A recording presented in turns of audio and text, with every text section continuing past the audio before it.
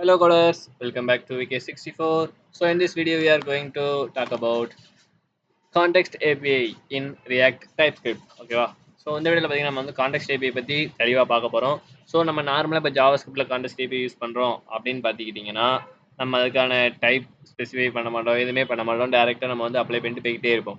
But இங்கே நம்ம type script வரும்போது எதையுமே நம்ம வந்து ஒரு கண்ட்ரோல்டாக நம்ம அந்த அப்ளிகேஷன் வந்து எப்பயுமே நம்ம கண்ட்ரோலில் இருக்கும்.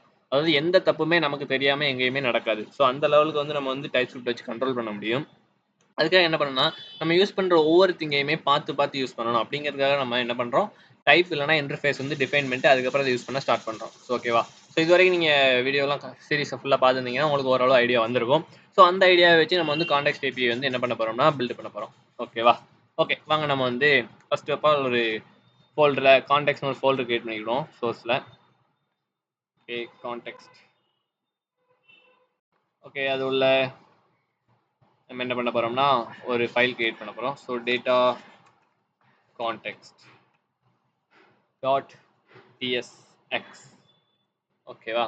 ஸோ நம்ம ஒரு ஃபைல் வந்து கிரியேட் பண்ணிட்டோம். இதில் நம்ம வந்து கான்டெக்ட் ஏபிஐ கிரியேட் பண்ண போகிறோம். ஆக்சுவலாக கான்டெக்ட் ஏபிஐ என்ன பண்ணும் அப்படிங்கிறத புரிஞ்சுக்கோங்க.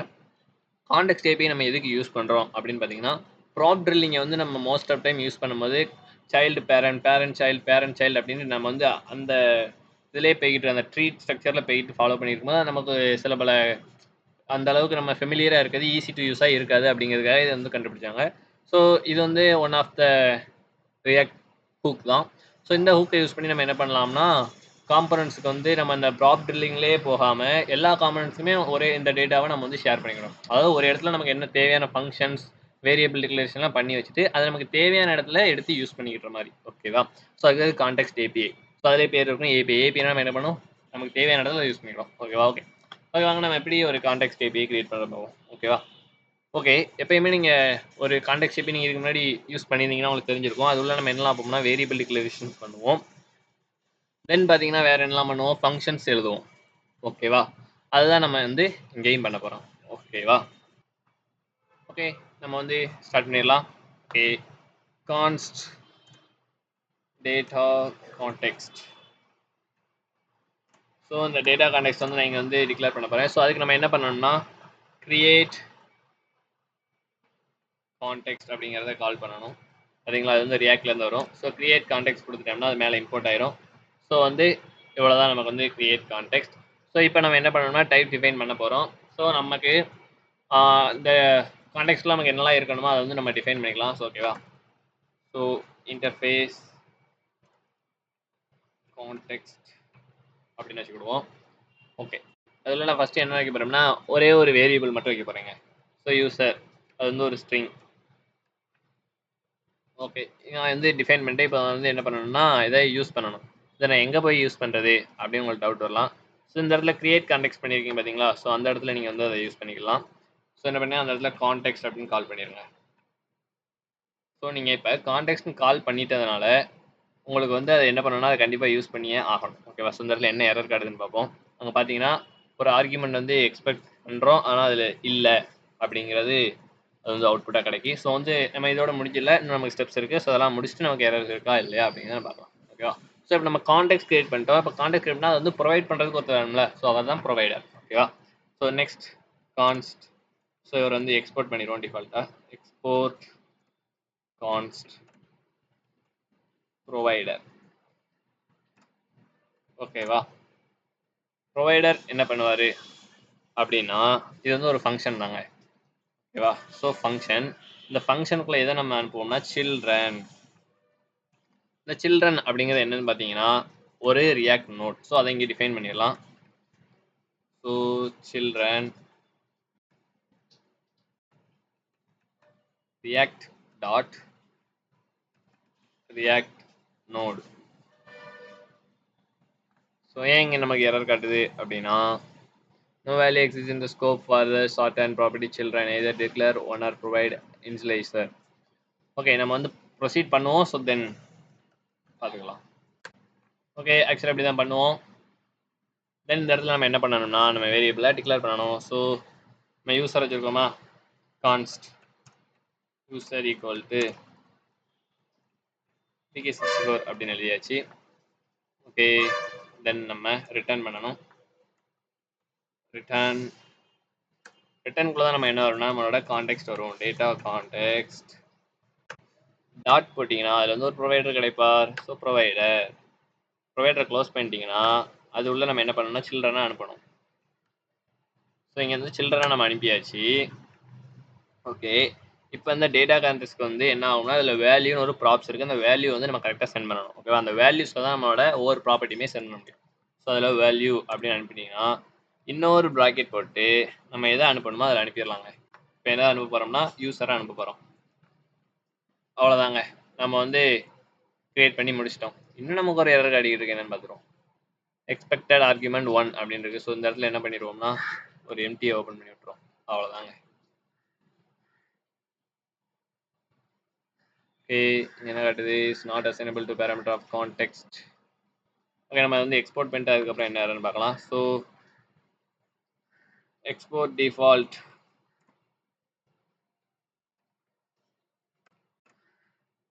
டேட்டா கான்டெக்ஸ்ட் எல்லாம் பண்ணியாச்சு. ஆனால் இந்த இடத்துல மட்டும் எரர் காட்டிக்கிட்டே இருக்கு. So argument type is not assignable to user parameter of context, user is missing. Okay, நம்ம வந்து இன்டர்ஃபேஸ் டிஃபைன் பண்ணோம், அதில் வந்து அந்த யூசர் இஸ் மிஸ்ஸிங் அப்படின்னு காட்டுது. ஸோ என்ன அந்த இடத்துல யூசரை சும்மா எம்டியாக போட்டு விட்ருவோமே. ஓகே, இப்போ போட்டாச்சு. ஸோ நம்ம கான்டெக்ஸ்ட் ஏபிஐ இப்போ ரெடி ஆகிருச்சு. ஓகேவா? ஓகே கோடர்ஸ், இப்போ நம்ம வந்து சக்ஸஸ்ஃபுல்லாக நம்மளோட கான்டெக்ஸ்ட்டை கிரியேட் பண்ணி முடிச்சிட்டோம். ஸோ இது வந்து இதோட முடியலை, இன்னும் இதில் கொஞ்சம் அப்டேஷன்ஸ்லாம் இருக்குது. நான் அடுத்தது சொல்கிறேன். நீங்கள் ஸோ வீடியோ ஸ்கிப் பண்ணாமல் அப்படியே கவனிச்சிக்கிட்டே வாங்க. ஸோ நீங்கள் வந்து வீடியோ பார்க்கும்போதே பேரெல்லாம் ட்ரை பண்ணாதீங்க. ஸோ ஒன்ஸ் நோட்ஸ் எடுத்து வச்சுக்கிட்டு அதுக்கப்புறமா ட்ரை பண்ணுங்கள். அப்போ தான் நமக்கு என்ன எரர் வருது அப்படிங்கிறத நம்ம கரெக்டாக ஃபைண்ட் அவுட் பண்ண முடியும். ஓகேவா? சரி, ஓகே. இப்போ இதை நம்ம ஆப்பில் எப்படி யூஸ் பண்ணுறது அப்படின்னா, இப்போ நான் வந்து எனக்கு என்ன வேணும் அப்படின்னா இந்த யூசர்னு ஒன்று இருக்குது பார்த்தீங்களா, இதை வந்து நான் என்னோட ஹோம்லையும் பிரிண்ட் பண்ணணும். ஸோ ஹோமில் தான் ஆக்சுவலாக நம்ம எல்லாமே வச்சுருக்கோம். ஆப்பில் வந்து எதுவுமே இல்லை. ஓகேவா? ஸோ எனக்கு வந்து என்னோட ஹோமில் பிரிண்ட் பண்ணணும். ஆனால் நான் வந்து என்ன பண்ணக்கூடாதுன்னா ப்ராப் ட்ரில்லிங் பண்ணக்கூடாது. ஸோ அதுதான் நம்ம பண்ண போகிறோம். ஸோ இதுக்கு முன்னாடி இப்போ நம்ம டேட்டா கான்டெக்ஸ்ட் கிரியேட் பண்ணிட்டோம். ஸோ இப்போ டேட்டா கான்டெக்ஸ்ட் என்ன பண்ணணும்னா நம்ம ஆப்பில் ரெஜிஸ்டர் பண்ணணும். அது எப்படி ஸ்டார்ட் பண்ணுறது அப்படின்னு கேட்டிங்கன்னா, உங்களுக்கு வந்து main.tsx அப்படின்னு ஒரு ஃபைல் இருக்கும். இங்கே வந்து ஆப் வந்து ஸ்டிக் மோடுக்குள்ளே இருக்குது. ஸோ என்ன பண்ணுறீங்கன்னா இந்த ஆப் அப்படியே கட் பண்ணிடுவாங்க. கட் பண்ணிவிட்டு நம்ம டேட்டா கான்டெக்ஸ்டில் ப்ரொவைடர் அப்படின்னு ஒன்று வச்சுருக்கோம் பார்த்தீங்களா, அதை வந்து இங்கே கொண்டு வாங்க. ஸோ ப்ரொவைடர் ரெண்டு அடிச்சிருங்க, க்ளோஸ் பண்ணிக்கோங்க. அது உள்ள நம்ம ஆப்பை தூக்கி போட்டுருங்க. முடிஞ்சுங்க, அவ்வளோதான். செட்டப் முடிஞ்சிச்சு. இந்த செட்டப் வந்து பக்காவாக நோட் பண்ணிக்கோங்க. ஸோ நம்ம ஆப் வந்து நம்ம ப்ரொவைடருக்குள்ளே வச்சுட்டோமா. இப்போ வந்து நம்ம ஆப்லேருந்து எதை எடுக்கணும்னா யூஸரை எடுக்க போகிறோம். இந்த யூஸரை நான் அந்த ஹோமில் யூஸ் பண்ணணும். உங்கள்கிட்ட ஸ்டார்டிங்கில் என்ன சொன்னேன்? கான்டெக்ஸ்ட் ஏபிஐ வந்து எப்படி யூஸ் பண்ணணும்னா நம்ம வந்து ரியாக்டில் வந்து ஒரு ஹூக் இருக்குது. அதுக்கு என்ன ஹூக்னா யூஸ் கான்டெக்ஸ்ட். ஸோ அந்த ஹூக்கை தான் யூஸ் பண்ண போகிறோம். ஸோ கான்ஸ்ட் ஈக்குவல் போட்டுக்கோங்க, யூஸ் கான்டெக்ஸ்ட் அப்படின்னு டைப் பண்ணுங்க. ஸோ அது வரும். ஸோ என்டர் கொடுத்துக்கோங்க, அப்போ தான் இம்போர்ட் ஆகும். அது உள்ள நம்ம என்ன பண்ண போறோம்னா நம்மளோட கான்டெக்ஸ்ட் பேர் டேட்டா கான்டெக்ஸ்ட், அதை என்டர் கொடுத்துக்கோங்க, அது இம்போர்ட் ஆயிடும். ஸோ இது ரெண்டு இம்போர்ட் ஆயிருச்சுன்னா அடுத்து நம்ம பண்ண வேலை இந்த இது டீஸ்ட்ரக்சரிங். ஓகேவா? ஸோ இங்கே டீஸ்ட்ரக்சரிங் பண்ணுங்க. நமக்கு என்ன வேல்யூ வேணும்? யூசர். ஓகேவா? So user. இப்போ நம்ம யூசரை எடுத்துட்டு நம்ம இங்கே பிரிண்ட் பண்ணி பார்த்துருவோமா? ஓகே, இந்த இடத்துல புதுசாக வச்சுக்கிடுவோம், ஒரு பிரேக் போட்டுக்கிடுவோம். அதுக்கப்புறம் ஒரு H1. அது உள்ள என்ன பண்ண போகிறோம்னா யூசரை பிரிண்ட் பண்ண போகிறேன். கொஞ்சம் ஸ்டைல்ஸ் ஆட் பண்ணிக்கிடுவோம். நீங்கள் டெய்ல்வின் சிஎஸ்எஸ் இன்னும் கரெக்டாக இன்ஸ்டால் பண்ணலாம் பார்க்கலாம் அப்படின்னா லாஸ்ட் வீடியோவில் நம்ம அதுக்கான வீடியோ கொடுத்தோம். ஸோ இந்த வீடியோ எண்டு காலையில் உங்களுக்கு கொடுக்குறேன். ஸோ அந்த சீரிஸ் நம்ம டெய்ல்வின் சீரிஸ் ஒன்று போட்டிருக்கோம். ஸோ அதை பார்த்து நீங்கள் கற்றுக்கலாம். ஓகேவா? ஓகே, டெக்ஸ்ட் கொஞ்சம் பெருசாக இருக்கட்டும் அப்படிங்கிறதுனால டெக்ஸ்ட் ஒரு 3XL வச்சுக்கிட்டு ஃபாண்ட் போல்டு கொடுங்க. ஓகே, ஸோ டெய்ல்வின் சிஎஸ் நீங்கள் யூஸ் பண்ணுறீங்க அப்படின்னா அதுக்கு ஒரு எக்ஸ்டென்ஷன் இருக்குது, அதையும் இன்ஸ்டால் பண்ணிக்கோங்க. ஸோ அந்த எக்ஸ்டென்ஷன் வந்து உங்களுக்கு வந்து காட்டிக்கிட்டே இருக்கும். ஸோ அந்த எக்ஸ்டென்ஷன் பேர் என்னன்னா டெய்ல்வின் தான். டெய்ல்வின் டைப் பண்ணிங்கன்னா டெய்ல்வின் சிஎஸ் தான் வரும். ஸோ அஃபிஷியல் ஃபஸ்ட்டுக்குள்ளது பாருங்கள். ஸோ இன்டெலிஜென்ஸ் இதுவா? எஸ், இதுதான். ஸோ இதை இன்ஸ்டால் பண்ணிங்கன்னா நீங்கள் வந்து சக்ஸஸ்ஃபுல்லாக ஒன்ஸ் இன்ஸ்டால் பண்ணிட்டீங்க உங்கள் ப்ராஜெக்ட்டில் டெய்ல்வின்ட்னா அது வந்து நிறைய ஸ்டிப்பர்ஸ்லாம் கொடுக்கும். உங்களுக்கு வந்து யூஸ் பண்ண நல்லாயிருக்கும். ஓகேவா? ஓகே, நமக்கு இன்ஸ்டால் ஆயிடுச்சு. ஓகே, நம்ம அவுட்புட் வந்துட்டா செக் பண்ணலையே இன்னும். நம்ம எங்கே போய் பார்த்துருவோம். பாருங்கள், VK64 வந்துட்டுங்க. ஓகேவா? இன்னும் நம்ம என்ன அது வந்து கரெக்டாக கண்டுபிடிக்கிறதுக்கு கான்டெக்ஸ்ட் யூசர் அப்படின்னு வச்சுக்கிடுவோமா? கான்டெக்ஸ்ட் யூசர்டா வரணும். அப்படின்னு சேவ் பண்ணியாச்சு. கான்டெக்ட் யூசர் யாரு VK64 அப்படின்னு வந்துருச்சு. ஓகேங்க, எல்லாம் ஓகே, எல்லாம் ஒர்க் ஆகுது. ஓகே, இப்போ கான்டெக்ஸ்ட்டுக்கு போங்க. இந்த யூசர் நான் வந்து என்ன பண்ணியிருக்கேன்னா, யூசர் நான் வச்சிருக்கேன், இதனால் மாற்ற முடியாது அப்படின்னு நீங்கள் யோசிக்கலாம். ஸோ இந்த யூசரை நம்ம இப்படி தான் யூஸ் பண்ணணும் கிடையாது. நம்ம நார்மலாக என்ன பண்ணுவோம், ஒரு வேரியபிள்னா கான்ஸ்ட்டு யூஸ் ஸ்டேட்டில் தான் போடுவோம். User comma set user equal to use state போட்டுட்டு ஒரு எம்டி வேல்யூ கொடுத்து விட்ருவோம். இப்படி தான் நம்ம ஆக்சுவலாக பண்ணுவோம். ஸோ இங்கேயும் அதே தாங்க. நீங்கள் என்ன பண்ணிடுங்க, அவ்வளோதான் முடிஞ்சிச்சு. ஏன்னா நம்ம ஏற்கனவே மேலே ஸ்ட்ரிங்குன்னு டிஃபைன் பண்ணிட்டோம். அதில் வேறு வேல்யூ வைக்க முடியாதுன்னா வச்சு பாருங்கள். வேறு வேல்யூ வச்சாங்க இரத்துக்கு இதுக்கு அடிக்க பாருங்கள். நம்பர் வந்து அசைன் பண்ண முடியாதடா முட்டா பையில அப்படின்னு நான் சொல்கிறது, நான் சொல்லலை. ஓகேவா? ஓகே, இங்கே நீங்கள் இப்போ வெறும் ஸ்ட்ரிங்கை கொடுத்து சேவ் பண்ணிட்டீங்கன்னா இங்கே உங்களுக்கு என்ன காட்டுதுன்னா, இதுக்கு முன்னாடி நம்ம 0 கொடுத்தோம், 0 அவுட்புட்டில் வந்துருக்கு. இப்போ வந்து ஒன்றுமே இல்லை. இப்போ நான் அந்த ஸ்ட்ரிங்குக்குள்ள என்ன கொடுக்க போகிறேன், VK64 அப்படின்னு கொடுத்து சேவ் பண்ணிட்டு அங்கே போய் பார்த்தோம்னா நமக்கு VK64 வந்துடும். ஸோ நான் இப்போ சேவ் பண்ணும்போது இங்கே வந்து எனக்கு ஆட்டோ சேவ் வந்து ஆனில் இருக்குது. ஸோ நீங்கள் ஒரு டெவலப்பராக இப்போ தான் உங்கள் கரியர் ஸ்டார்ட் பண்ணுறீங்க அப்படின்னா அந்த ஆட்டோ சேவெல்லாம் டப்புன்னு ஆஃப் பண்ணி விட்ருங்க. வந்து நமக்கு சேவ் பண்ணுற பழக்கத்தையே கொண்டு வராது. ஓகேவா?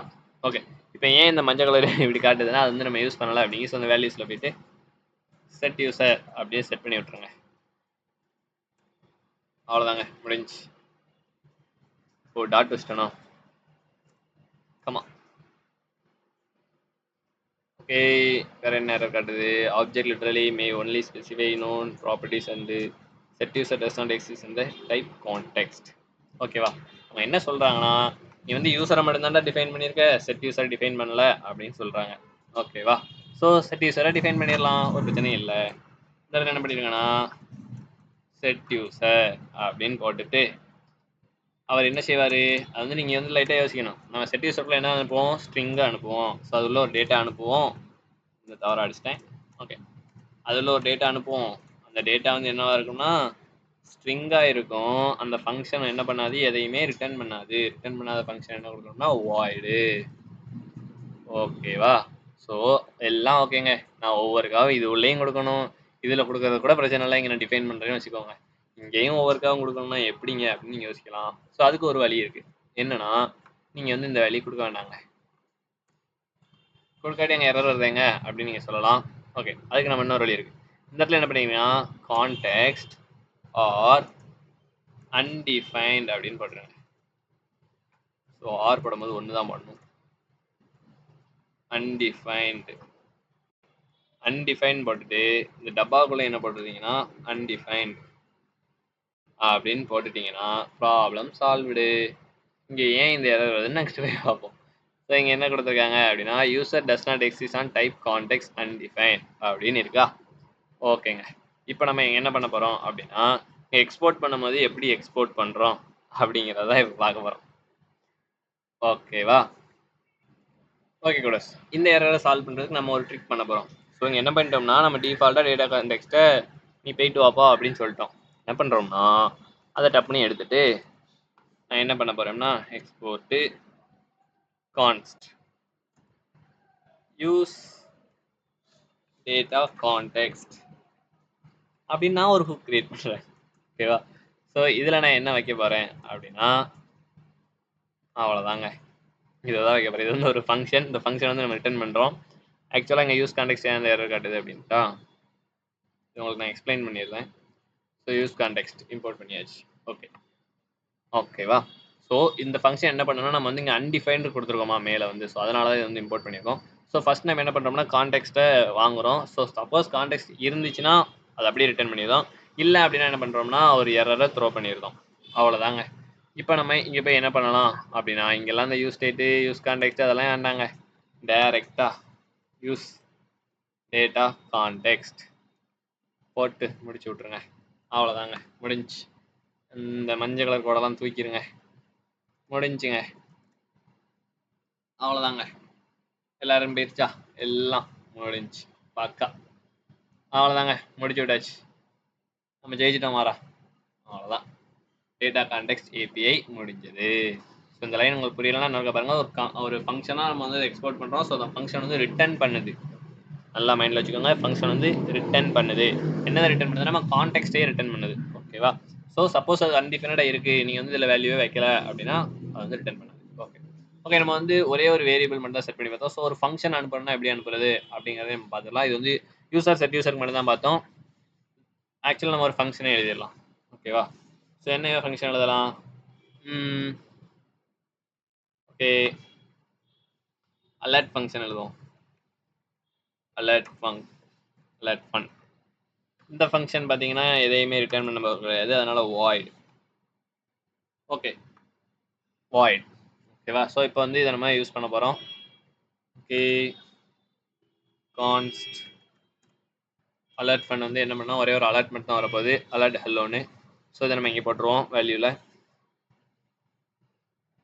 alert fun போட்டாச்சா? ஓகே, போட்டுட்டு நம்ம இங்கே VK64 இருந்தால் இருக்கார்ல, இவருக்கு வந்து ஆன் கிளிக் ஈவெண்ட் இங்கேருந்து வாங்கிக்கிடுவோம். ஃபஸ்ட்டு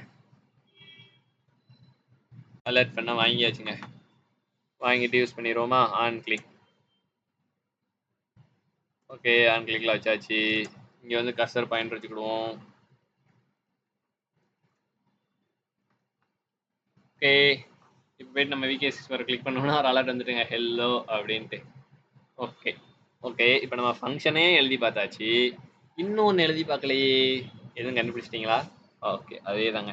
நம்ம வந்து நார்மல் ஃபங்க்ஷன் எழுதிட்டோம். ஒரு டேட்டா வாங்கி எதையுமே ரிட்டர்ன் பண்ணுறதா ஃபங்க்ஷன் ஆகிட்டோம், எதையுமே வாங்காமல் ரிட்டர்ன் பண்ணுற ஃபங்க்ஷனும் பார்த்தாச்சு. ஸோ ஒரு அதாவது ஒரு ஃபங்க்ஷன் ரிட்டர்ன் பண்ணுங்களா, அதை நான் எப்படி சார் எழுதுறது அப்படின்னு உங்களுக்கு ஒரு டவுட் வந்திருக்கும். ஸோ அதையும் இப்போ நம்ம பார்த்துடலாம். ஓகேவா? ஸோ ஆர் ஃபன் அப்படின்னு வச்சுக்கணும், ரிட்டர்ன் ஃபங்க்ஷனை ஸ்மாலாக ஆர் ஃபன் வச்சுக்கிட்டாச்சு. அது என்ன பண்ணுதுன்னா டேட்டா எதையும் வாங்கலை, ஆனால் என்ன பண்ணுதுன்னா ரிட்டர்ன் பண்ணுது. எதை ரிட்டர்ன் பண்ணுன்னா ஒரு ஸ்ட்ரிங்கை ரிட்டர்ன் பண்ணுதுன்னு வச்சுக்கோங்களேன். அது என்ன பண்ணணும்னா நீங்கள் ப்ராமிஸ் அப்படின்னு டைப் பண்ணிவிட்டு ஒரு ஆங்குலர் ப்ராக்கெட்டுக்குள்ளே நீங்கள் என்ன டைப் ஆஃப் டேட்டாவை ரிட்டர்ன் பண்ணுறீங்களோ அதை சொல்லுங்கள். நம்ம வந்து என்ன பண்ண போகிறோம்? ஸ்ட்ரிங்கை ரிட்டர்ன் பண்ணுறோம், அதனால் ஸ்ட்ரிங்குன்னு எழுதிட்டேன். ஓகேவா? ஸோ இப்போ நம்ம ஃபங்க்ஷனை இங்கே எழுதணும். கான்ஸ்ட் ஆர் ஃபன்.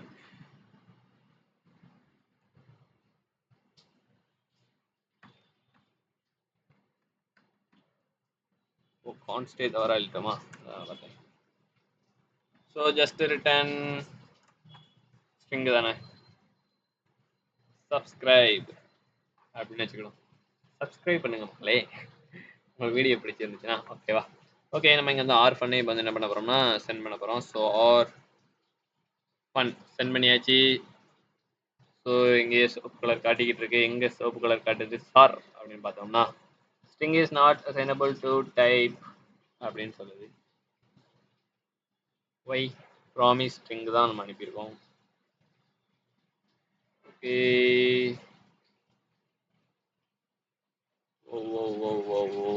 Anything problem?